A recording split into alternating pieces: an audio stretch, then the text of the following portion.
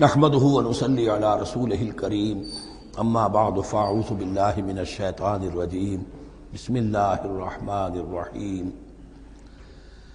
ايها الذين آمنوا انفقوا مما رزقناكم من قبل ان يأتي يوم لا بيع فيه ولا خلة ولا شفاعة والكافرون هم الظالمون اللہ لا الہ الا هو الحی القیوم لا تأخذه سنة ولا نوم له ما في السماوات وما في الأرض من ذا الذي يشفع عنده إلا بإذنه يعلم ما بين أيديهم وما خلفهم ولا يحيطون بشيء من علمه إلا بما شاء وسع كرسيه السماوات والأرض ولا يؤوده حفظهما وهو العلي العظيم صدق الله العظيم رب اشرح لي صدري ويسر لي امري واحلل عقدة من لساني يفقهوا قولي۔ تقریباً 2 رکوعوں پر مشتمل معاملہ طالوت و جالوت کا وہ ہم پڑھ چکے ہیں، اور یہ گویا کہ اب غزوہ بدر کے لیے ذہنی اور نفسیاتی تیاری ہو رہی ہے، اور غزوات کے لیے جیسا کہ میں نے عرض کیا جہاں سرفروشی کی ضرورت ہے وہاں انفاق مال کی بھی ضرورت ہے، تو اب یہاں بڑے زوردار انداز میں پھر انفاق کی طرف توجہ دلائی جا رہی ہے۔ وہی 4 ڈوریاں ذہن میں رکھیے، انفاق اللہ کی راہ میں یعنی جہاد بالمال، قتال جہاد بالنفس کی آخری شکل، اور شریعت میں عبادات اور معاملات، یہ 4 ڈوریاں گتھی ہوئی ہیں ان 22 رکوعوں کے اندر، جن پر دوسرا نصف جو ہے سورہ بقرہ کا مشتمل ہے۔ یا ایھا الذین آمنوا انفقوا مما رزقناکم من قبل ان یأتی یوم لا بیع فیہ ولا خلۃ ولا شفاعہ، اہل ایمان خرچ کر دو ان چیزوں میں سے کہ جو اللہ نے تمہیں دی ہیں، اس سے پہلے کہ وہ دن آ دھمکے جس دن نہ کوئی خرید و فروخت ہوگی، نہ کوئی دوستی کام آئے گی، نہ کوئی شفاعت مفید ہوگی۔ والکافرون هم الظالمون، اور کافر ہی تو ظالم ہیں۔ اب یہاں کافر سے مراد کون ہے؟ کافر اصطلاحی نہیں، کافر معنوی، جو اللہ کے اس حکم انفاق کی تعمیل نہیں کرتا، دیکھتا ہے کہ دین مغلوب ہے، اس کو غالب کرنے کی جد و جہد ہو رہی ہے، اس کی کچھ تقاضے ہیں، مالی ضرورتیں ہیں اس کی، اور اللہ نے اسے قدرت دی ہے، اس میں خرچ کر سکتا ہے اور نہیں کرتا، وہ ہے اصل کافر۔ اس کے بعد وہ آیت آ رہی ہے جو قرآن حکیم کی عظیم ترین آیت ہے، حضور فرمان نبوی صلی اللہ علیہ وسلم، آیت الکرسی۔ اس کا تو نام بھی چونکہ معروف ہے، میں نے جو آپ کو بڑے بڑے حکمت کے موتی اور بڑے بڑے پھول آپ کو گنوائے ہیں، آیت الآیات، آیت البر، آیت الاختلاف، اور اب یہ ہے آیت الکرسی، توحید کے عظیم ترین خزانوں میں سے ہے۔ ہی سیدۃ آیات القرآن، حضور نے فرمایا یہ تمام آیات قرآنی کی سردار ہے۔ جس طریقے سے آیہ بر اور سورۃ العصر میں ایک نسبت ہے کہ ہدایت اور نجات کی شرائط ساری کی ساری ایک چھوٹی سی صورت میں اللہ نے جمع کر دی، والعصر ان الانسان لفی خسر الا الذین آمنوا وعملوا الصالحات وتواصوا بالحق وتواصوا بالصبر، لیکن اس کی تفصیل ایک آیت میں آئی، وہ آیت البر ہے۔ چنانچہ جو منتخب نصاب ہم نے مرتب کیا ہے دعوت قرآن کے لیے، میں پہلا درس سورۃ العصر کا ہے اور دوسرا درس آیت البر کا ہے۔ جو نسبت سورۃ العصر میں ہے کہ وہ سورت ہے، یہ آیت ہے، لیکن اس آیت میں کئی سورتیں نکل سکتی ہیں حجم کے اعتبار سے سورۃ العصر کے برابر۔ یہی نسبت ہے سورہ اخلاص میں، 4 آیتیں، توحید کا عظیم ترین خزانہ، اور یہ آیت الکرسی، یہ آیت ہے۔ سورہ اخلاص اس میں 4 بن جائیں گی حجم کے اعتبار سے، لیکن اسے حضور نے ثلث قرآن قرار دیا ہے، توحید کے موضوع پر جامع ترین سورۃ الاخلاص، لیکن توحید اور خاص طور پر توحید فی الصفات کے موضوع پر عظیم ترین آیت یہ آیت الکرسی ہے۔ اللہ لا الہ الا ہو، اللہ وہ معبود برحق ہے جس کے سوا کوئی الہ نہیں، بڑا کیٹیگوریکل۔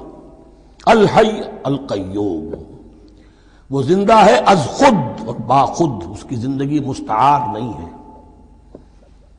وہ جو کہا ہے کہ مانگ کے لائے تھے 4 دن، 2 آرزو میں کٹ گئے، 2 انتظار میں، عمر دراز مانگ کے لائے تھے، اللہ کی زندگی ہے، اس کی از خود زندگی کسی کی دی ہوئی نہیں، اور اس زندگی میں کوئی ضعف نہیں، کوئی کمزوری نہیں، کوئی احتیاج نہیں، آگے آ جائے گا، نہ اسے نیند آتی ہے نہ اونگ آتی ہے۔ قیوم، خود اپنی جگہ وہ زندہ جاوید ہستی ہے، اور باقی ہر شے کا وجود اس کے حکم سے قائم ہے، کوئی شے قائم نہیں ہے بغیر اس کے اذن کے۔ تو گویا کہ احد اور الصمد، اللہ اپنی جگہ احد، لیکن باقی پوری کائنات کے لیے صمد ہے، جو سورہ اخلاص میں 2 الفاظ آئے ہیں، قل هو اللہ احد اللہ الصمد۔ اللہ حی ہے اور قیوم ہے، لا تاخذہ سنۃ ولا نوم، اس پر غالب نہیں ہو سکتی نہ نیند نہ اونگ۔ لہو ما فی السماوات و ما فی الارض، آسمانوں اور زمین میں جو کچھ ہے اسی کا ہے، ملکیت تامہ، ملکیت حقیقی اس کی ہے۔ من ذا الذی یشفع عندہ الا باذنہ، کون ہے وہ جو شفاعت کر سکے اس کے پاس مگر اس کی اجازت سے۔ اب یہ مقام آیا ہے سورہ بقرہ میں پہلی مرتبہ، 3 مرتبہ کیٹیگوریکل ڈینائل کے بعد، کوئی شفاعت نہیں، کوئی شفاعت نہیں، کوئی شفاعت نہیں۔ یہاں بھی جو انداز ہے بہت ہی جلالی انداز ہے، منظر ندی، کس کی یہ حیثیت ہے، کس کا یہ مقام ہے، کس کو یہ زور حاصل ہے کہ وہ اپنے اختیار کے بل پر، جو اپنی حیثیت کی بنیاد پر شفاعت کر سکے؟ ہاں، جس کے لیے اللہ اجازت دے دے۔ استثناء کے ساتھ شفاعت کا یہاں پر پہلی مرتبہ آیا، ورنہ سورہ بقرہ کے 6 رکوع کی دوسری آیت، وَاتَّقُوا يَوْمًا لَا تَجْزِي نَفْسٌ عَن نَفْسٍ شَيْئًا وَلَا يُقْبَلُ مِنْهَا شَفَاعَةٌ وَلَا يُؤْخَذُ مِنْهَا عَدْلٌ وَلَا هُمْ يُنصَرُونَ۔ 15ویں رکوع کی دوسری آیت، وَاتَّقُوا يَوْمًا لَا تَجْزِي نَفْسٌ عَن نَفْسٍ شَيْئًا وَلَا يُقْبَلُ مِنْهَا عَدْلٌ وَلَا تَنفَعُهَا شَفَاعَةٌ وَلَا هُمْ يُنصَرُونَ۔ اور اب اس سے پہلے کی آیت میں آ چکا ہے وَلَا شَفَاعَةٌ، کوئی شفاعت مفید نہیں ہوگی، لیکن یہ کہ اس میں ایک استثناء ہے۔ اب یہ ذرا باریک مسئلہ ہے کہ شفاعت حقہ کیا ہے، شفاعت باطلہ کیا ہے، تو دورہ ترجمہ قرآن میں اتنی تفاصیل کے ساتھ بحث نہیں کی جا سکتی، وہ ایک علیحدہ موضوع ہے، حال ہی میں نے اس پر اپنے درس ریکارڈ کرا دیے ہیں۔ یعلم ما بین ایدیہم وما خلفہم، وہ جانتا ہے جو کچھ ان کے سامنے اور جو اس کو پیچھے ہے۔ عام طور پر دنیا میں ہم سفارش کرتے ہیں تو کہتے ہیں کہ بھئی میں جانتا ہوں اس شخص کو بہتر، اصل میں جیسا کچھ یہ نظر آتا ہے ویسا نہیں ہے، یا جیسا کچھ فیکٹس آن دی فائل آ گئے ہیں وہ بڑے ہی ڈیسیونگ ہیں، اصل حقائق کچھ اور ہیں اس کیس کے، وہ میں آپ کو بتاتا ہوں۔ یہ بات اللہ کے سامنے کون کہہ سکتا ہے، جبکہ اللہ تو جانتا ہے جو کچھ ان کے سامنے اور جو کچھ ان کے پیچھے ہے، اور ان کا حال یہ وَلَا يُحِيطُونَ بِشَيْءٍ مِّنْ عِلْمِهِ إِلَّا بِمَا شَاءَ، اور وہ احاطہ کر ہی نہیں سکتے اللہ کے علم سے کسی شے کا سوائے اس کے جو اللہ چاہے۔ باقی ہر ایک کے پاس علم جو ہے اللہ کا عطائی علم ہے، دیا ہوا علم ہے، محدود علم ہے، بڑے سے بڑا رسول ہو، بڑے سے بڑا ولی ہو، بڑے سے بڑا فرشتہ ہو۔ لا علم لنا الا ما علمتنا، ہم پڑھائیں 4 رکوع میں، تو کون کہہ سکتا ہے؟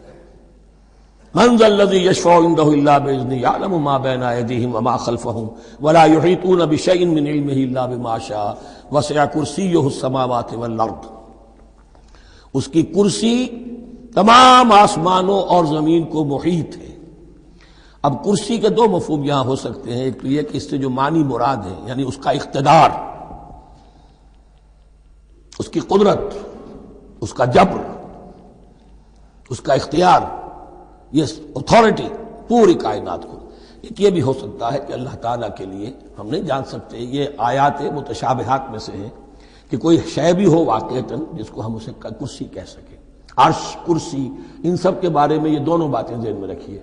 یہ بھی ہو سکتا ہے کہ ان کی کوئی مجسم حقیقت ہو جو ہمارے ذہن سے، ہمارے تخیل سے ماورا ہے، اور یہ بھی ہو سکتا ہے اس سے استعارہ مراد ہو، اس کا اقتدار و اختیار آسمانوں اور زمین پر چھایا ہوا ہے۔ ولا یؤودہ حفظہما، اور اسے تکان تاری نہیں ہوتی، اس پر گراں نہیں گزرتا ان دونوں کا تھامنا، ان دونوں کی حفاظت، آسمانوں کی اور زمین کی۔ وہو العلی العظیم، اور وہ العلی ہے، بلند و بالا، اور عظیم ہے، بڑی عظمت والا۔ یہ آیت الکرسی سیدۃ آیات القرآن، تمام آیات قرآنی کی سردار اور توحید الہی کا ایک بہت بڑا خزانہ۔ لا اکراہ فی الدین، دین میں کوئی جبر نہیں ہے، یعنی یہ کہ کسی بھی شخص کو نہ کبھی جبراً مسلمان بنایا جائے گا نہ کبھی بنایا گیا۔ استثناءات ہو سکتے ہیں، کسی کا ذاتی کوئی عمل ہو، فعل ہو، کسی نے کیا ہو۔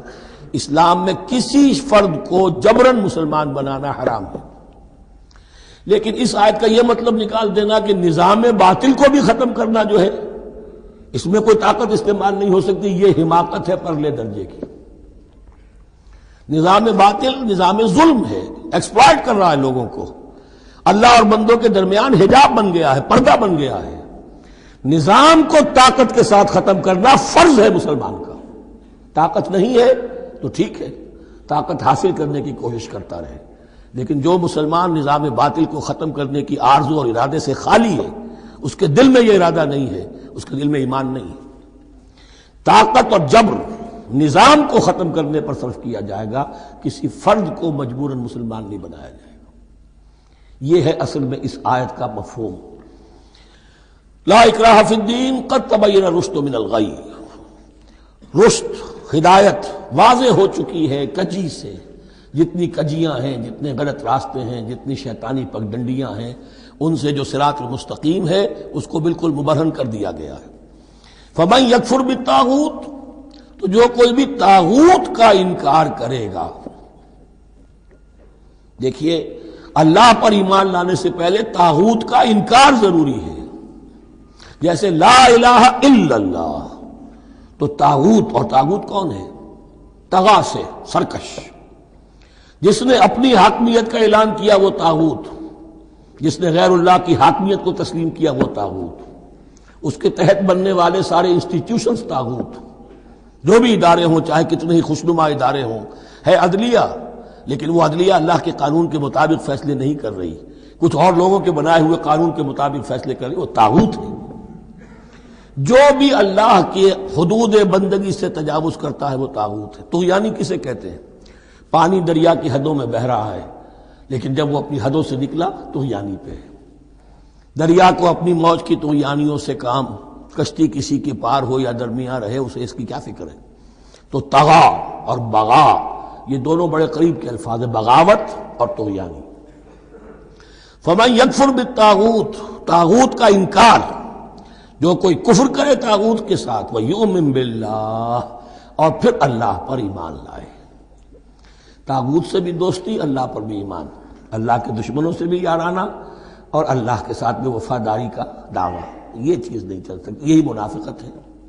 یکسو ہو جاؤ، حنیفا مسلما، فقد استمسک بالعروۃ الوثقی، جس شخص نے یہ کام کر لیا، طاغوت کی نفی اور اللہ پر ایمان، اس نے تو مضبوط کنڈا تھام لیا۔ تو سمجھئے کہ اگر کوئی شخص کسی جہاز، سمندری جہاز میں عرشے پر سے گر جائے، تیرنا بھی نہ آتا ہو، کسی طرح ہاتھ پاؤں مار کر وہ کسی کنڈے کے اوپر اگر ہاتھ اس کا پڑ گیا، تو اب وہ سمجھتا ہے کہ اس کو میں نہیں چھوڑوں گا، میری جان اسی سے وابستہ ہے، زندگی اسی سے ہے۔ تو وثقہ، وہ کنڈا اگر کمزور ہے تو پھر گیا، وہ اس کے وزن سے کنڈا ہی نکل گیا، لیکن وہ کنڈا کہ جو مضبوط ہے، فقد استمسک بالعروۃ الوثقی، اس نے تو بڑے مضبوط کنڈے پر ہاتھ ڈال دیا ہے، یعنی طاغوت کا انکار اور اللہ پر ایمان، اس نے تھام لیا ہے بہت مضبوط کنڈا۔ اسی لیے ایک حدیث میں آتا ہے اوثق العرا کلمۃ التقوی، یہ جو عروہ کی جمع ہے عرا، اور وثقہ اوثق جو ہے اس کا مذکر ہوگا۔ تمام کنڈوں میں سب سے بڑا مضبوط کنڈا جو ہے وہ تقوی کا کنڈا ہے، اس کو تھامو مضبوطی کے ساتھ۔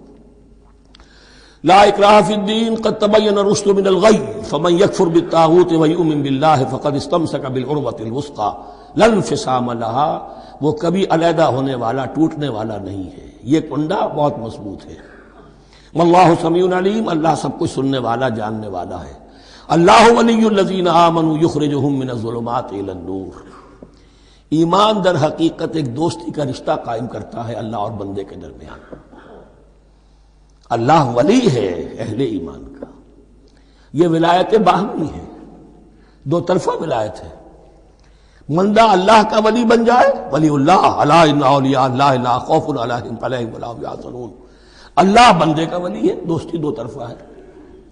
اللہ ولی الذین آمنوا یخرجہم من الظلمات الی النور، اللہ پشت پناہ ہے، مددگار ہے، دوست ہے ان کا کہ جو ایمان لائے اور انہیں نکالتا رہتا ہے ظلمات، اندھیروں کے مختلف شیڈز میں سے نور کی طرف۔ یہ آپ نوٹ کریں گے قرآن میں نور ہمیشہ تنہا آتا ہے، واحد، انوار کا لفظ قرآن میں نہیں ہے۔ نور ایک حقیقت واحدہ ہے، لیکن ظلمات ہمیشہ جمع میں آئے گا، اس کے شیڈز مختلف ہیں، شیڈز آف ڈارکنس، بہت گہری ڈارکنس ہے، ذرا اس سے کمتر ہے، اس سے کمتر ہے۔ تو جتنے بھی شیڈز ہیں، کفر کا ہے، شرک کا ہے، الحاد کا ہے، مادہ پرستی کا ہے، ایگنوسٹسزم کا ہے، لا ادریت کا ہے، جتنے بھی فلسفے غلط ہیں، جتنے بھی نظریات غلط ہیں، جتنے بھی عمل کی غلط راہیں ہیں، ان سب کے اندھیاروں سے نکال کر اللہ تعالیٰ اہل ایمان کو ایمان کی روشنی کے اندر لاتا رہتا ہے۔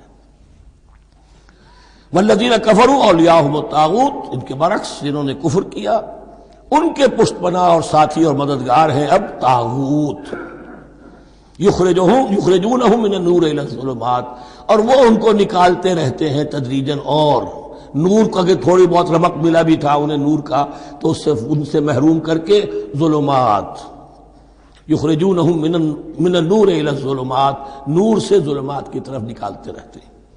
اولئک اصحاب النار هم فیہا خالدون، وہ ہیں آگ والے، اس میں ہمیشہ ہمیش رہیں گے۔ اللہم اجعلنا من عبادک المؤمنین، اللہم اخرجنا من الظلمات الی النور، آمین یا رب العالمین۔ اب اس کے بعد یہ بڑی عظیم آیت جو آئی ہے توحید کی، اور اس کے بعد یہ بھی اپنی جگہ بڑی عظیم آیات ہیں حکمت اور فلسفہ دین کے اعتبار سے۔ اس کے بعد کچھ واقعات دیے جا رہے ہیں، حضرت ابراہیم علیہ السلام کی زندگی کا ایک واقعہ اور حضرت عزیر علیہ السلام کی زندگی کا واقعہ۔ الم تر الی الذی حاج ابراہیم فی ربہ ان آتاہ اللہ الملک، کیا تم نے دیکھا اس شخص کو جس نے کہ محاجہ کیا تھا، مناظرہ کیا تھا، حجت بازی کی تھی ابراہیم سے، اس وجہ سے کہ اللہ نے اسے بادشاہی دی ہوئی تھی، نمرود۔ یہ ذہن میں رکھیے کہ نمرود اصل میں لقب تھا، کسی کا نام نہیں تھا، جیسے فرعون مصر کے بادشاہوں کا لقب ہے، فرعونہ۔ نماردہ جو ہے یہ عراق کے بادشاہ تھے، بیبیلونیا۔ تو حضرت ابراہیم کی پیدائش بھی شہر ار میں ہوئی تھی کہ جو بیبیلونیا کا ایک شہر تھا عراق کا، اور وہاں بادشاہت تھی نمرود کی۔ جیسے فرعون نے مصر میں دعویٰ کیا تھا اپنی بادشاہی کا اور اپنی خدائی کا، اور یہ ہے سیاسی بادشاہی، یہ نہیں کہ ہم نے دنیا پیدا کی ہے، مطلب یہ کہ اختیار مطلق ہمارے ہاتھ میں ہے، ہم جس چیز کو چاہیں غلط قرار دے دیں، جس چیز کو چاہے صحیح قرار دے دیں۔ یہی ہے اصل میں خدائی اختیار ہاتھ میں لے لیا۔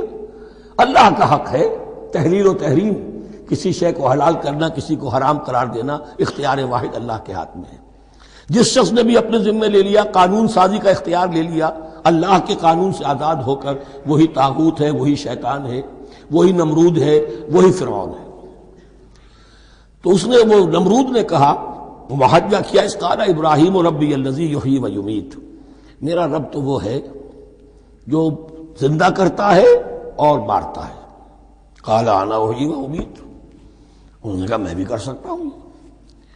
اس نے جیل سے 2 قیدی منگوائے، دونوں کنڈیمڈ تھے، اور ایک کی گردن وہیں اڑائی اور ایک کو کہا جاؤ معاف، دیکھو میں نے جس کو چاہا زندہ رکھا اور جس کو چاہا مار دیا۔ حضرت ابراہیم نے دیکھا کہ یہ کٹ حجتی پر اترا ہوا ہے، تو الاجوبۃ المسکتہ، جواب ایسا دیا جانا چاہیے کہ جو اس کو چپ کر دے۔ قال ابراہیم فإن اللہ یاتی بالشمس من المشرق فأت بها من المغرب، حضرت ابراہیم نے فرمایا اللہ تو سورج کو نکالتا ہے مشرق سے، اگر تو خدائی کا مدعی ہے تو نکال کے دکھا اسے مغرب سے۔ فبہت الذی کفر، تو مبہوت ہو کر رہ گیا وہ کافر، اب اس کے پاس کوئی جواب نہیں تھا۔ واللہ لا یہدی القوم الظالمین، اور اللہ ظالموں کو ہدایت نہیں دیا کرتا۔ ہدایت تو نہیں ہوئی، چپ ہو گیا۔ لیکن چپ کیا ہوا؟ اس کے بعد تو فیصلہ ہوا کہ انہیں آگ میں جھونک دیا جائے۔ او کالذی مر علی قریۃ وہی خاویۃ علی عروشها، یا پھر اس شخص کے واقعے کو ذرا یاد کرو، کیا تم نے نہیں دیکھا کہ جس کا گزر ہوا ایک بستی پر اور وہ اوندھی پڑی ہوئی تھی اپنی چھتوں پر۔ اگرچہ مختلف تفاسیر میں مختلف آپ کو شاید اس کی تعبیرات ملے. یہ اصل میں ہوا ہے کہ جب نمرود جس کا نام تھا بخت نصر، نیبوکیڈنیزر، اس نے 586 قبل مسیح میں، حضرت مسیح سے 586 قبل، اس نے حملہ کیا فلسطین پر. دیکھیے عراق اور فلسطین کی، اسرائیل کی اور عراق کی اس وقت بھی سب سے بڑی دشمنی ہے آپس میں. وہی دشمنی جو ہے 2500 سال پرانی بھی ہے. اس نے وہ نمرود بابل، نیبوکیڈنیزر جس کا نام تھا، اس نے حملہ کیا. 12 لاکھ کی آبادی تھی، 6 لاکھ کو قتل کیا اور 6 لاکھ کو بھیڑوں بکریوں کی طرح ہانکتا ہوا قیدی بنا کر لے گیا. 150 برس تک کیپٹیوٹی میں رہے ہیں یہ، اور یروشلم اجڑا رہا ہے. کوئی نفس نہیں، کوئی متنفس نہیں تھا، کوئی انسان نہیں، کوئی 2 اینٹیں سلامت نہیں چھوڑی. اسی وقت وہ ہیکل سلیمانی جو ہے وہ شہید کیا گیا، اور ان کے کہنے کے مطابق اس کے ایک تہخانے میں وہ تابوت سکینہ بھی تھا جہاں ربائی ان کے موجود تھے، اور وہ ربائی بھی وہیں پر ان کی موت واقع ہوئی، اور تابوت سکینہ بھی ہے اگر ان کا قول صحیح ہے. تو جس زمانے میں یہ اجڑی ہوئی بستی تھی، حضرت عزیر علیہ السلام کا گزر ہوا. انہوں نے دیکھا کوئی متنفس نہیں، تو انہوں نے کیا کہا؟ قال انا یحیی ھذہ اللہ بعد موتھا، اللہ اس بستی کو اس کے اس طرح مردہ اور برباد ہو جانے کے بعد کیسے زندہ کرے گا؟ اب اس میں کیسے احیاء ہو سکتا ہے؟ دوبارہ کیسے اس میں لوگ آ کر آباد ہو سکتے ہیں؟ اتنی بڑی بربادی، اتنی تباہی، کوئی متنفس نہیں، کوئی 2 اینٹیں سلامت نہیں. فَأَمَاتَهُ اللَّهُ مِئَةَ عَامٍ ثُمَّ بَعَثَهُ، تو اللہ نے اس پر موت وارد کر دی 100 برس کے لیے، اور پھر انہیں اٹھایا. قَالَ كَمْ لَبِثْتَ، سوال کیا کتنے عرصے رہے ہو یہاں؟ حضرت عزیر جو ہیں، چونکہ جو رینائسنس ہوا ہے تاریخ بنی اسرائیل میں، اس کے نقیب، اس کے اصل جو بنیاد ہے وہ یہ ہے. انہوں نے پھر اصلاح کی، جو زوال ان میں آیا تھا اخلاقی اور دینی، پھر یہ اٹھے کمر کس کر جب اللہ تعالیٰ نے یہ مشاہدات کرا دیے، اور پھر جا کر وہاں تبلیغ کی اور دعوت کی دی، اور وہی ان یہودیوں کے اندر جو کیپٹیوٹی میں تھے انہیں پھر اصل دین کی تعلیم دی، روح دین کو زندہ کیا. تو گویا کہ وہاں سے پھر ان کا احیاء ہوا ہے. کب لبثت، کتنے عرصے رہے ہوگے تم؟ قال لبثت یوما و بعض یوم، اب اس کو ایسے محسوس ہوا جیسے سویا تھا تھوڑی دیر کے لیے، میں 1 دن رہا ہوں یا دن کا کچھ حصہ. قال بل لبثت 100 عام، نہیں، اللہ نے فرمایا نہیں، تم 100 سال رہے ہو. فانظر الی طعامک و شرابک لم یتسنہ، تو ذرا اپنے کھانے اور جو مشروب تمہارے ساتھ تھا سفر میں، ذرا اس کو دیکھو، ان کے اندر کوئی بساند پیدا نہیں ہوئی، سڑے نہیں ہیں، ان کے اندر کوئی خرابی پیدا نہیں ہوئی. وانظر الی حمارک، آپ دوسری طرف اپنے گدھے کو دیکھو جو تمہاری سواری کا گدھا تھا. وَلَنَجْعَلَكَ آیَةً لِلنَّاسِ، وہ بالکل ختم ہو چکا تھا، اس کی ہڈیاں ہی رہ گئی تھیں، گوشت گل چکا تھا، کچھ نہیں تھا. 100 برس. وانظر الی حمارک وَلِنَجْعَلَكَ آیَةً لِلنَّاسِ، اور ہمیں تو بنانا ہے تجھے ایک نشانی لوگوں کے لیے، یعنی خود اے عزیر تمہیں ایک نشانی بنانا ہے، اور تمہیں نشانی بنانے کے لیے یہ نشانی ہم تمہیں دکھا رہے ہیں تاکہ یقین جو ہے، یقین کامل تمہارے اندر پیدا ہو جائے. وانظر الی حمارک ولنجعلک آیۃ للناس وانظر الی العظام، اب دیکھو ان ہڈیوں کو، کیف ننشزھا، کیسے ہم انہیں اٹھاتے ہیں، ابھارتے ہیں. وہ ہڈیاں خود ابری اور جڑ کر کھڑی ہو گئی. ثم نکسوھا لحما، پھر دیکھو تمہاری نگاہوں کے سامنے اس کو گوشت پہناتے ہیں. فلما تبین لہ، جب یہ سب اس کے سامنے واضح ہو گئی بات، مشاہدہ بھی کر لیا، قال اعلم ان اللہ علی کل شیء قدیر، ان کا میں نے پوری طرح جان لیا، مجھے پورا یقین قابل حاصل ہو گیا کہ اللہ ہر شے پر قادر ہے. یعنی وہ اس اجڑی ہوئی بستی کو بھی دوبارہ آباد کر سکتا ہے. جو میں نے سمجھا تھا کہ اب یہ کیسے آباد ہوگی، یہ بات نہیں ہے، یہ آبادی اللہ تعالیٰ کے اختیار میں. چنانچہ اس کے بعد ہوا، اس لیے کہ اس کے بعد واقعہ تو یہ ہوا کہ جو ایران کا بادشاہ تھا کیخورس یا سائرس، جن کو کہ قرآن مجید ذوالقرنین کہتا ہے، جن کا تذکرہ سورہ کہف میں آئے گا. پھر آپ کو معلوم ہے کہ یہ پیلسٹائن، ادھر عراق کے بعد ایران، دشمنیاں تو تھیں. کیخورس نے حملہ کیا بابل پر، عراق پر، اور دشمن کا دشمن دوست ہوتا ہے، تو یہودیوں کو اجازت دے دی، کیپٹیوٹی سے اجازت دے دی، جاؤ تم واپس جاؤ، اپنا شہر دوبارہ بناؤ. چنانچہ وہ گئے، اور پھر انہوں نے جا کر وہاں پر 136 سالوں میں ان کی دوبارہ جو ہے یہ بستی بسی، اور پھر یروشلم کو انہوں نے آباد کیا، اور پھر انہوں نے وہاں ہیکل سلیمانی دوبارہ بنایا، جس کو وہ سیکنڈ ٹیمپل کہتے ہیں۔ وہ سن 70 عیسوی میں ٹائٹس رومن جنرل کے ہاتھوں تباہ ہوا تھا، جو اب تک تباہ ہوا پڑا ہے۔ 1927 برس سے ان کا کعبہ زمیں بوس ہے، یہ نوٹ کر لیجئے اس بات کو۔ اسی لیے آگ لگی ہوئی آج دنیا بھر کے یہودیوں کے دلوں میں۔ اب تو ہماری حکومت ہے وہاں پر، ہم اپنا یہ جو بھی کچھ یہاں پر اس احاطے میں بنا دیا گیا ہے سب کو ختم کریں گے اور اپنا ہیکل سلیمانی بنائیں گے۔ اس کے بلو پرنٹس بن چکے ہیں، نقشے بن چکے ہیں، ہر چیز تیار ہے۔ بس کسی دن کوئی ایک دھماکہ ہوگا، کوئی بم جو ہے کہیں پر پلانٹ کیا جائے گا، خبر آ جائے گی کہ کسی فینیٹک نے کہیں وہاں پر جا کر رکھ دیا، جیسے ایک فینیٹک گیا تھا مسجد الخلیل میں اور 70 مسلمانوں کو شہید کر کے خود بھی اس نے خودکشی کر لی تھی، اور ڈاکٹر تھا، امریکن ڈاکٹر گولڈسٹین۔ اسی طریقے کا کوئی فینیٹک جائے گا اور وہ اس کو گرا دے گا، پھر کہیں گے جب یہ گر ہی گیا ہے، جیسے مسجد ایودھیا کا معاملہ ہے، اب گر گئی ہے تو بھائی ہمیں رام مندر بنانے دو، کاہے کو تم اب یہ مسجد کاہے کو بناتے ہو؟ وہ ہوگا، اور یہ میں سمجھتا ہوں کہ چند ہفتوں کی، یہ چند مہینوں کی بات ہے، یہ ہونے والا ہے فوراً۔ بہرحال یہ تو ہو گیا حضرت عزیر کا قصہ۔ اب اسی طرح کا ایک معاملہ حضرت ابراہیم کا مشاہدہ ہے۔ وَإِذْ قَالَ إِبْرَاهِيمُ رَبِّ أَرِنِي كَيْفَ تُحْيِي الْمَوْتَىٰ، اور یاد کرو جب کہ ابراہیم نے بھی کہا تھا پروردگار ذرا مجھے دکھا دے، مشاہدہ کرا دے تو مردوں کو کیسے زندہ کرے گا۔ قَالَ أَوَلَمْ تُؤْمِنْ، اللہ تعالیٰ کا سوال جو ہے بڑا بہت تیکھا ہے، تو کیا تم ایمان نہیں رکھتے؟ قَالَ بَلَىٰ، ایمان تو میرا ہے، میں مانتا ہوں ایمان ہے، وَلَٰكِن لِيَطْمَئِنَّ قَلْبِي، پورا دل کا اطمینان چاہتا ہوں، پورا یقین ہو جائے۔ اور یہ انبیاء کا معاملہ ہے، سب کا ہے۔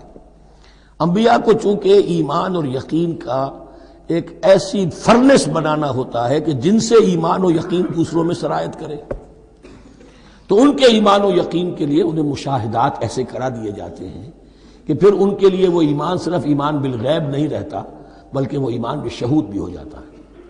کذالک نری ابراہیم ملکوت السماوات والارض، اسی طرح ہم نے دکھائے ابراہیم کو آسمان اور زمین کے ملکوت، جو بھی ہماری حکومت ہے، جو وہ مخفی حکومت ہے، جو کاسمک ایک اسٹیٹ ہے، اس کی گورنمنٹ ہے، اس کے تمام اہلکار ہیں، فرشتے ہیں، ہم نے مشاہدہ کرایا ابراہیم کو۔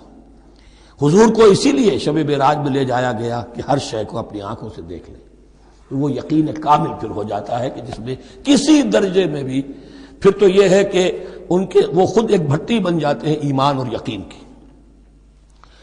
قال بلا ولكن ليطمئن قلبي قال فخذ أربعة من الطير فصرهن إليك، تو فرمایا اچھا ٹھیک ہے 4 پرندے لے لو، انہیں اپنے ساتھ ملا لو، ہلا لو، کہ وہ تمہارے ساتھ تمہاری آواز سن کر آ جایا کریں۔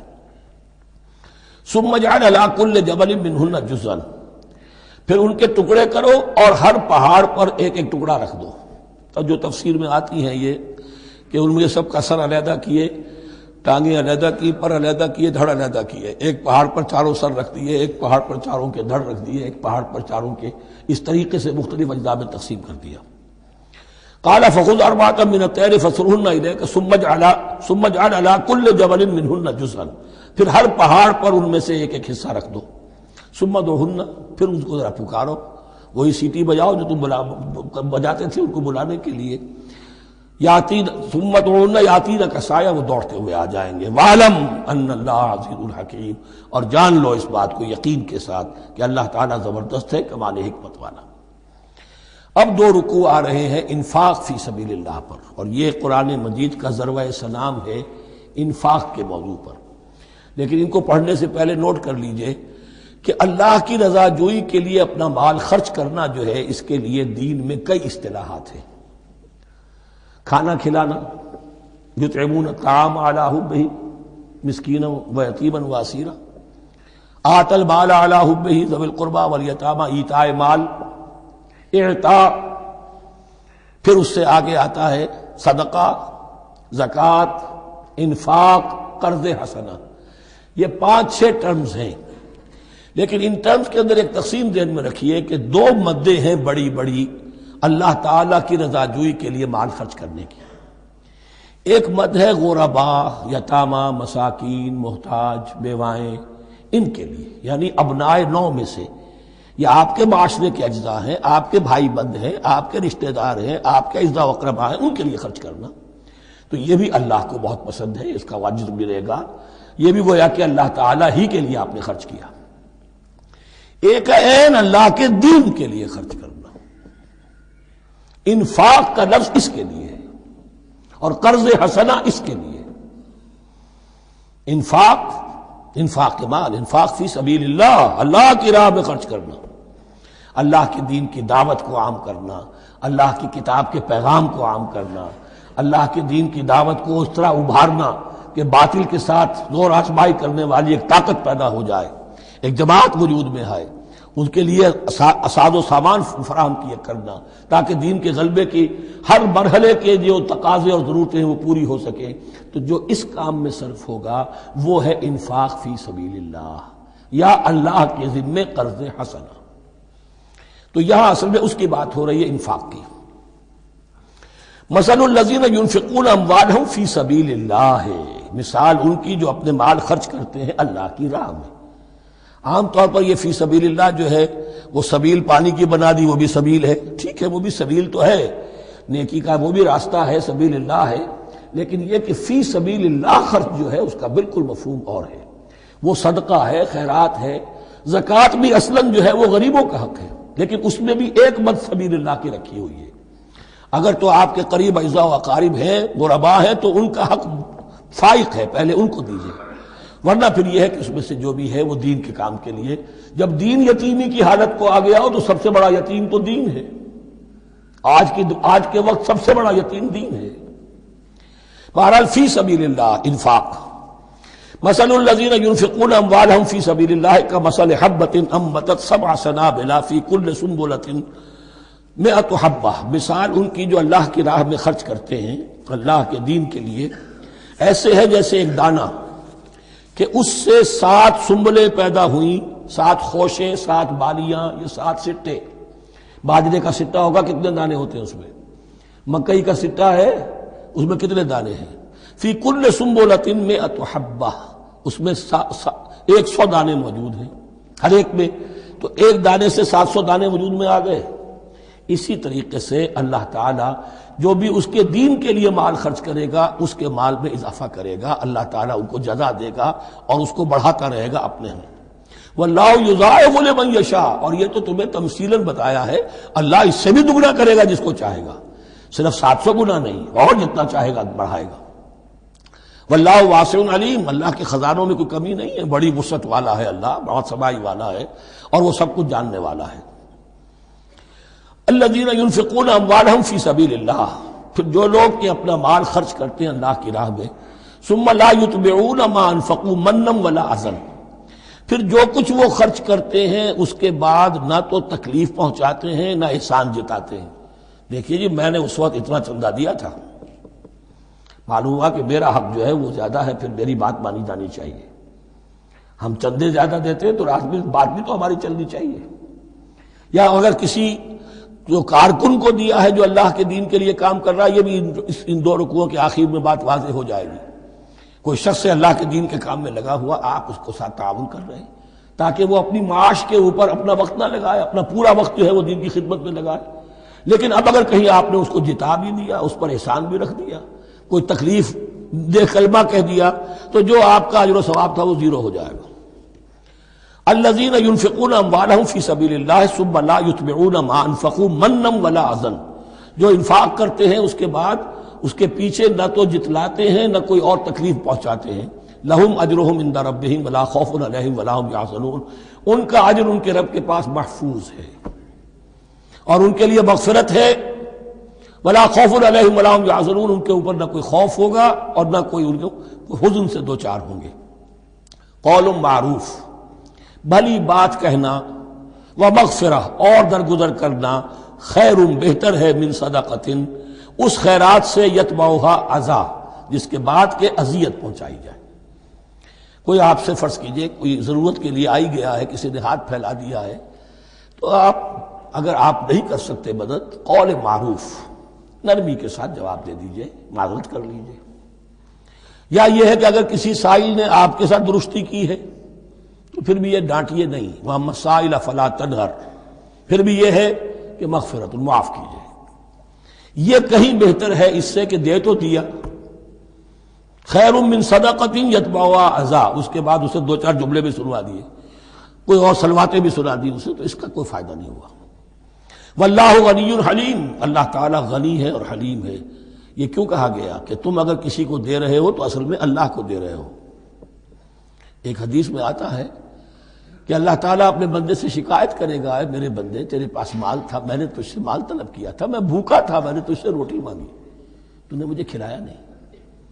بندہ کہے اللہ تو غنی ہے، تجھے بھوک، تجھے احتیاج، کہ وہ جو میرا بندہ تھا جو بھوکا تھا اس نے جو مانگا تھا تجھ سے وہ میں ہی تھا، اصل میرا بندہ تھا۔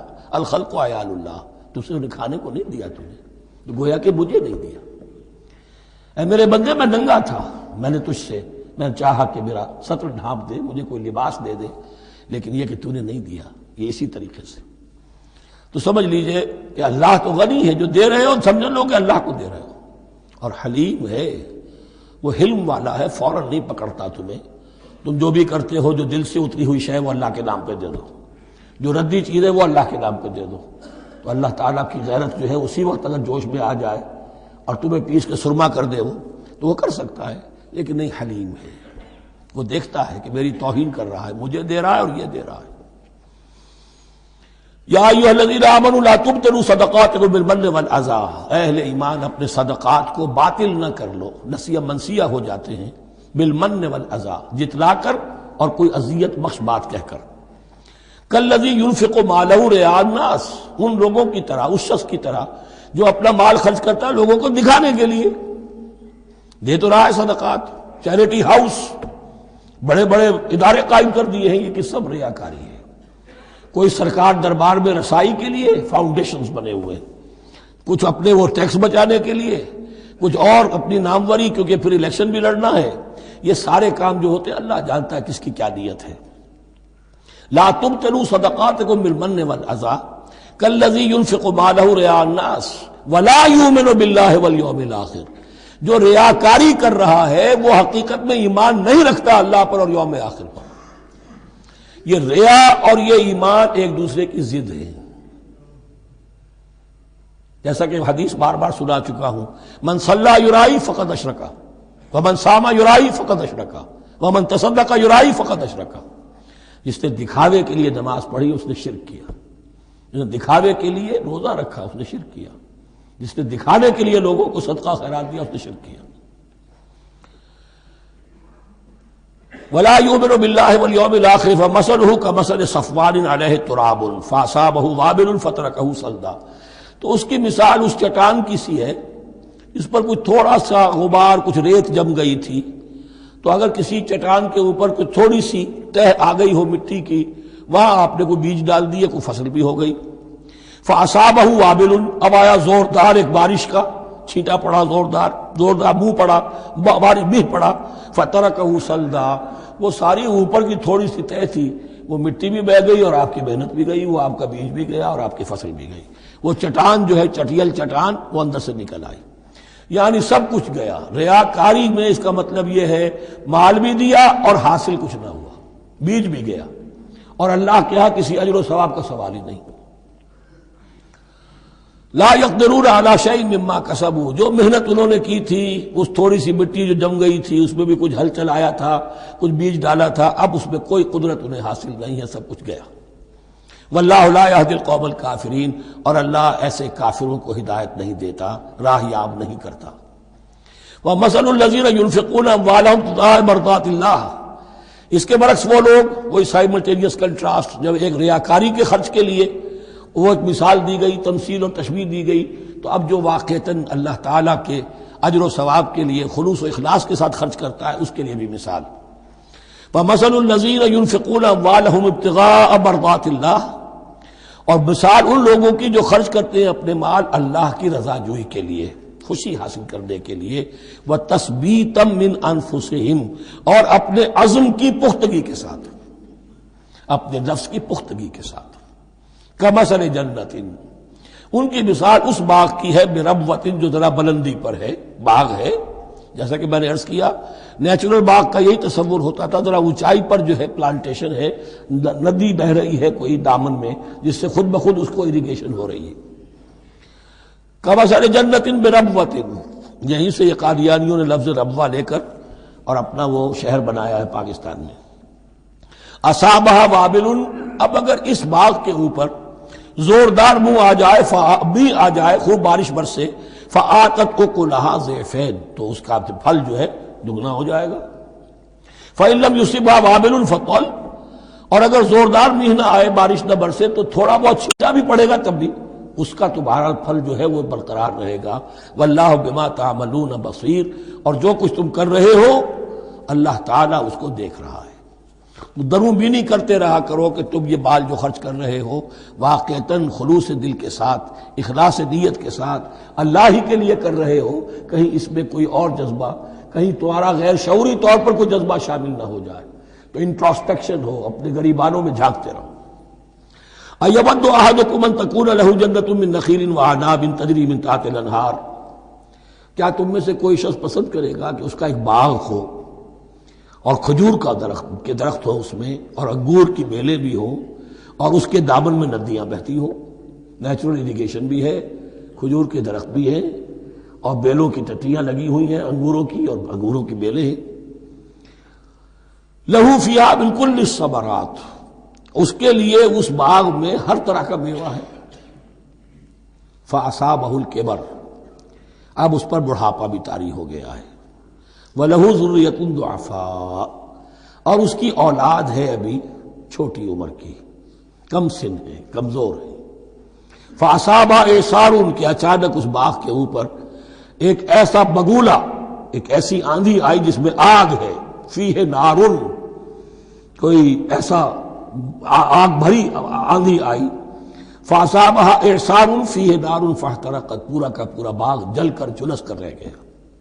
کذالک یبین اللہ لکم الآیات لعلکم تتفکرون، اس طرح اللہ تعالیٰ تمہارے لیے اپنی آیات کو واضح کرتا ہے تاکہ تم تفکر کرو۔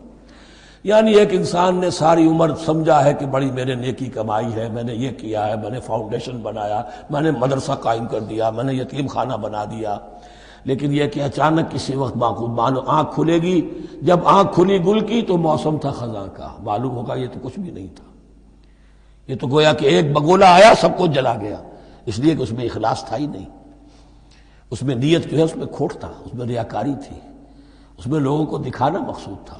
پھر حال وہی ہوگا جس طرح کہ وہ بوڑھا اب کفے افسوس مل رہا، اب کیا کرے، بوڑھا ہو چکا ہے، دوبارہ تو باغ لگا نہیں سکتا، لہذا جب وہ موت آ جائے گی تو گویا کہ اب اس کے لیے موقع نہیں ہے کہ دوبارہ کوئی کام اور کر سکے۔ یا ایھا الذین آمنوا انفقوا من طیبات ما کسبتم ومما اخرجنا لکم من الارض، اے ایمان والو خرچ کرو، اللہ کے لیے دینا ہے، اللہ کے دین کے لیے دینا ہے، اللہ کے نام پر دینا ہے۔ من طیبات ما کسبتم، جو چیز تم نے کمائی ہے اس کی اچھی چیز، پاکیزہ چیز، بہتر چیز۔ ومما اخرجنا لکم من الارض، اور جو کچھ ہم نے نکالا تمہارے لیے زمین سے۔ اب زمین سے ظاہر بات ہے جو بھی نباتات آ رہی ہے، چاہے وہ کوئی چراہ گاہ ہے تو اس کے اندر سے جو ہے وہ بھی ہریاول ہے تو اللہ نے پیدا کی ہے، کھیت کے اندر آپ نے محنت کی ہے، ہل چلایا ہے، بیج ڈالے ہیں، لیکن یہ کہ فصل کا اگانا تو آپ کے کام ہاتھ نہیں ہے، تو اللہ کے ہاتھ میں ہے۔ تو جو کچھ ہم نے نکالا ہے تمہارے لیے، وَمِمَّا أَخْرَجْنَا لَكُم مِّنَ الْأَرْضِ وَلَا تَيَمَّمُوا الْخَبِيثَ مِنْهُ، اور اس میں سے ردی مال کا ارادہ نہ کرو، تنفقون، کہ اسے خرچ کر دو، زکوٰۃ دینی ہے، عشر دینا ہے، تو جو ردی چیزیں ہیں، اب بھیڑوں بکریوں کا غلہ ہے، ان میں سے اتنی بکریاں نکالنی ہیں، اتنی بھیڑیں ہیں، تو اب جو ذرا کمزور ہیں، لاغر ہیں، بیمار ہیں، نقص والی ہیں، گنتی پوری کرنی ہے نا۔ اسی طریقے سے عشر نکالنا ہے، تو گندم کا ڈھیر لگا ہوا ہے، اس میں سے کہیں بارش پڑ گئی تھی، وہ نکال دو۔ ولا تیمموا، تیمم کے معنی یہاں نوٹ کر لیجئے قصد کرنے کے ہیں۔ ولا تیمموا الخبیث منہ، کہ اس میں سے جو ردی مال ہے، جو ناپسند ہے، اس کا قصد نہ کرو، تنفقون، کہ اسے خرچ کرو، وَلَسْتُمْ بِآخِذِیہ، اور تم ہرگز نہیں ہوگے اس کو لینے والے۔ ایسا بھی تو ہو سکتا ہے کہ تم محتاج ہو جاؤ اور تمہیں ضرورت پڑ جائے، پھر اگر تمہیں کوئی ایسی چیز دے گا تو تم قبول نہیں کرو گے۔ وَلَسْتُم بِآخِذِيهِ إِلَّا أَن تُغْمِضُوا فِيهِ، الا یہ کہ چشم پوشی کرنے پر مجبور ہو جاؤ، احتیاج اس درجے کی ہو کہ جو بھی مل جائے، ردی مل جائے، اچھا مل جائے، نفیس مل جائے، خبیث مل جائے، جو بھی مل جائے چشم پوشی کرو۔ اس کے سوا آدمی جو ہے وہ اپنے طیب خاطر کے ساتھ جو ہے وہ ردی سے قبول نہیں کر سکتا۔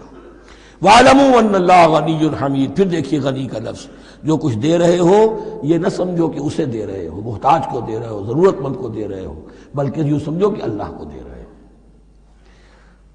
وَاعْلَمُوا أَنَّ اللَّهَ غَنِيٌّ حَمِيدٌ، جان لو کہ اللہ تعالیٰ غنی ہے اور حمید ہے۔ حمید یعنی اپنی ذات میں خود محمود۔ ایک کسی شے کی اچھائی یا حسن یا کمال ایسا ہوتا ہے جسے ظاہر کیا جائے، دیکھو بھائی اس میں یہ خوبصورتی ہے، اور ایک وہ خوبصورتی ہوتی ہے جو از خود ظاہر ہے۔ حاجت مشاطہ نیست صورت دلار آمرا۔ تو اللہ تعالیٰ اتنا ستودہ صفات ہے، اتنا محمود ہے اپنی ذات میں کہ وہ خود بخود محمود ہے، اسے کسی حمد کی حاجت نہیں ہے، از خود محمود ہے۔ الشیطان یعدکم الفقر ویامرکم بالفحشاء، دیکھو شیطان تمہیں ڈراتا ہے اور تمہیں اندیشہ دلاتا ہے فقر کا، مت خرچ کرو، رکھو، کیا پتا کیا کل کون سا وقت تم پر آ جائے۔ وَيَأْمُرُكُمْ بِالْفَحْشَاءِ، اور تمہیں حکم دیتا ہے بے حیائی کے کاموں کا۔ وَاللَّهُ يَعِدُكُمْ مَغْفِرَةً مِّنْهُ وَفَضْلًا، اور اللہ وعدہ کر رہا ہے تم سے اپنی طرف سے مغفرت کا اور فضل کا۔ اب دیکھ لو، رخ روشن کے آگے شمع رکھ کر وہ یہ کہتے ہیں ادھر جاتا ہے دیکھیں یا ادھر پروانہ جاتا ہے۔ اب شیطان کی طرف جانا چاہتے ہو، اس کی بات ماننا چاہتے ہو، خوف رکھتے ہو کہیں ایسا نہ ہو جائے کہ فقر آ جائے مجھ پر، مجھے اپنا مال سنبھال کر رکھنا چاہیے، صحت سے رکھنا چاہیے، تو تم شیطان کی چال میں آ گئے، تم نے اس کی پیروی کی۔ اور اگر تم نے اپنا اللہ کی راہ میں خرچ کر دیا، اللہ پر اعتماد کرتے ہوئے، وہ میری ساری حاجتیں پوری کرے گا، آج کر رہا ہے کل کرے گا انشاءاللہ۔ تو یہ ہے واللہ یعدکم مغفرۃ منہ وفضلا واللہ واسع علیم، اللہ بہت وسعت والا ہے، اس کے خزانوں کی کوئی محدودیت کا تصور اپنے ذہن میں نہ رکھو، اور سب کچھ جاننے والا ہے۔ یؤتی الحکمۃ من یشاء، لیکن یہ باتیں حکمت کی ہیں، ایک ہے ظاہر ایک ہے باطن۔ باطن جو ہے وہ حکمت سے نظر آتا ہے، ظاہر تو سب کو نظر آ رہا ہے۔ کسی شے کی حقیقت کیا ہے؟ اہل نظر ذوق نظر خوب ہے، لیکن جو شے کی حقیقت کو نہ دیکھے وہ نظر کیا؟ وہ حقیقت جس پر عیاں ہو جاتی وہ ہے حکیم۔ اور حکمت اصل میں نام ہے انسان کے عقل اور شعور کی پختگی کا۔ جب محکم ہو گئی عقل، اس کا شعور پختہ ہو گیا، استحکام اسی سے بنا ہے حکمت۔ یؤتی الحکمت، اللہ تعالیٰ یہ فہم کی پختگی، عقل کی پختگی، شعور کی پختگی، حقائق رسی، حقائق تک پہنچ جانے کی صلاحیت دیتا ہے جس کو چاہتا ہے۔ وَمَن یُؤْتَ الْحِکْمَةَ فَقَدْ أُوتِیَ خَیْرًا کَثِیرًا، اور جسے حکمت دے دی گئی اسے تو خیر کثیر عطا ہو گیا، اس سے بڑا تو خیر کوئی اور ہے ہی نہیں۔ وَمَا يَذَّكَّرُ إِلَّا أُولُو الْأَلْبَابِ، اور نہیں نصیحت حاصل کر سکتے مگر وہی لوگ جو ہوش مند ہیں، جو اولو الالباب ہیں، عقل مند ہیں۔ لیکن جو دنیا پر ریچھ گئے ہیں، جن کے سارا دلی اطمینان اسی پر ہے کہ کافی ہے، بینک بیلنس بھی ہے، یہ بھی ہے، وہ بھی ہے، اتنے سٹاکس بھی ہیں، اتنا یہ بھی ہے، اتنا ہمارا جو ہے وہ جو بیلنس شیٹ آئی ہے اس کے ایسٹس یہ ہیں، اگر اسی پر سارا بھروسہ اور اطمینان ہے تو ظاہر بات ہے وہ اولو الالباب نہیں ہے۔ وَمَا أَنفَقْتُم مِّن نَفَقَةٍ أَوْ نَذَرْتُم مِّن نَذْرٍ، اور جو بھی کچھ تم خرچ کرتے ہو، جو بھی نفقہ، جو بھی خیرات تم دیتے ہو، اور نظر تم من نظرین، اور یا جو بھی نظر تم دیتے ہو اللہ کے نام پر، منت مانگتے ہو، فإن اللہ یعلم، اللہ تعالیٰ اس سب کو جانتا ہے۔ وما للظالمین من انصار، اور یقیناً ظالموں کے لیے کوئی مددگار نہیں ہوں گے۔ ان تبدوا الصدقات فنعما ہی، صدقات کو تو اگر تم کھل کر اعلانیہ دو تب بھی ٹھیک ہے، اور خاص طور پر زکوٰۃ کا تو معاملہ اعلانیہ ہے ہی ہے۔ ان تبدوا الصدقات، ظاہر کرو، برملا اعلانیہ دو تو بھی ٹھیک ہے، کم سے کم فقراء کا حق تو پہنچ گیا، کسی کی ضرورت تو پوری ہو گئی۔ وَإِن تُخْفُوهَا، لیکن اگر تم انہیں چھپاؤ، اب یہ ہوگا صدقات نافلہ کے لیے۔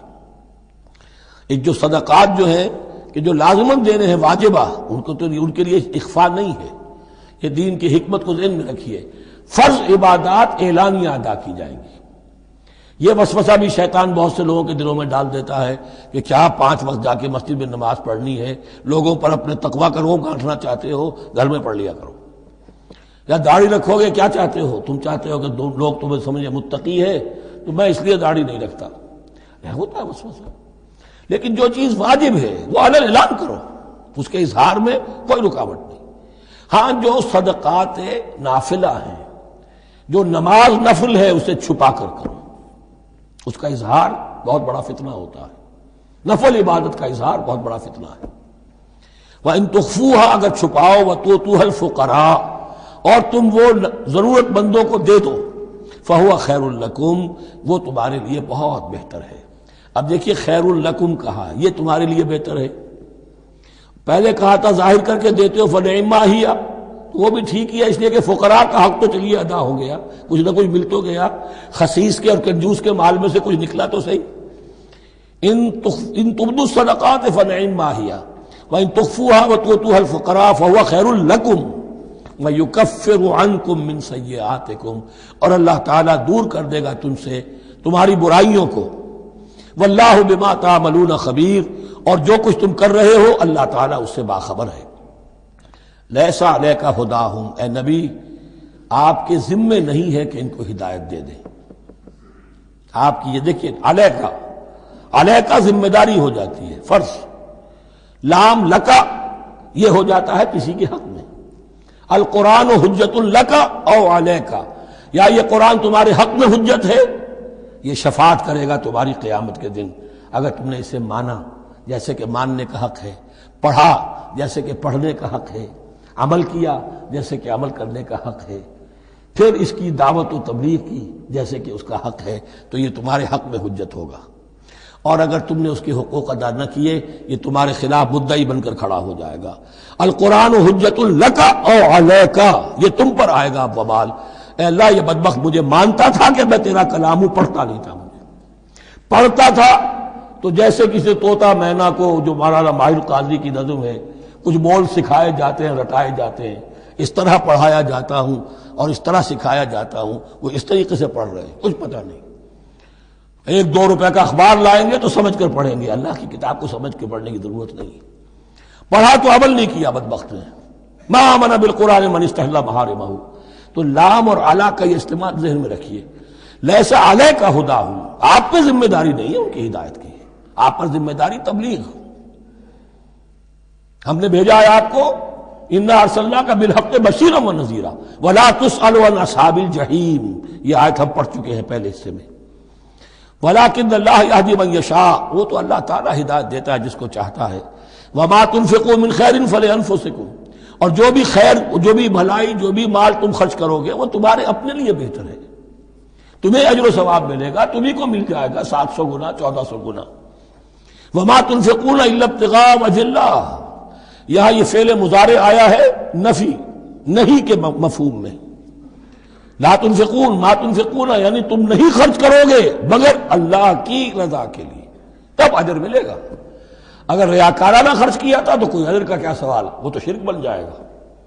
وما تنفقون الا ابتغاء وجه اللہ وما تنفقوا من خیر یوفى الیکم وانتم لا تظلمون، اور جو بھی خیر تم خرچ کرو گے، خیر میں سے جو بھی دولت خرچ کرو گے، یوفى الیکم پورا تمہیں لوٹا دیا جائے گا، وانتم لا تظلمون اور تم پر کوئی ظلم نہیں ہوگا، تمہاری کوئی حق تلفی نہیں ہوگی۔ اب آیا ہے آخری ٹیپ کا بند، انفاق فی سبیل اللہ کا سب سے بڑھ کر حقدار کون ہے؟ للفقراء الذین احصروا فی سبیل اللہ، وہ ضرورت مند کے جو گھر کر رہ گئے اللہ کی راہ میں، جیسے اصحاب صفہ تھے بیٹھے ہوئے ہیں، کوئی کام نہیں کر رہے، حضور سے علم سیکھ رہے ہیں، اور جہاں جہاں سے دعوت آ رہی ہے کہ حضور بھیجیے ہمارے ہاں کوئی مبلغین، وہاں سے ان کو بھیجا جا رہا ہے۔ اب وہ معاش کی جد و جہد کرتے تو یہ تعلیم کیسے حاصل کرتے؟ یا اسی طرح دین کی کوئی خدمت ہے، کوئی آپ نے تحریک اٹھائی ہے، اب اس میں آپ کو کچھ نہ کچھ کارکن تو چاہیے، ان کارکنوں کی بھی تو آخر معاش کا ہے درجہ۔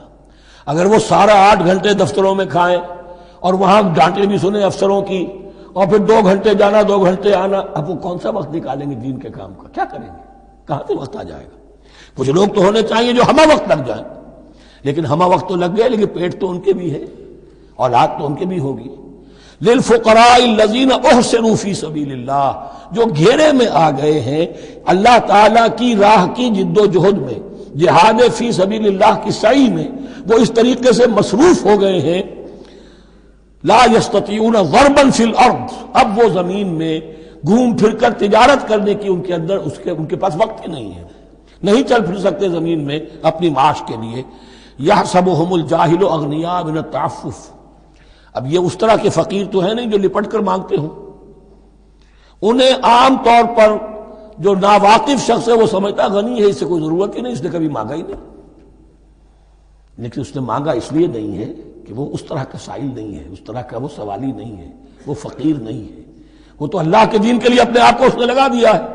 یہ تو تمہارا کام ہے کہ دیکھو، یحسبهم الجاہل اغنیاء من التعفف، وہ جو مانگنے سے رک رہے ہیں اپنی عزت نفس کی حفاظت کی خاطر، اس کی وجہ سے ناواقف آدمی سمجھتے ہیں کہ تو غنی ہے، اسے کوئی ضرورت نہیں ہے۔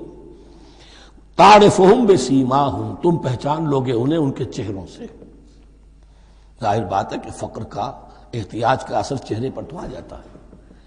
اگر آپ کو نیوٹریشن صحیح نہیں مل رہی ہے تو ظاہر بات ہے چہرے پر اس کا اثر ہوگا۔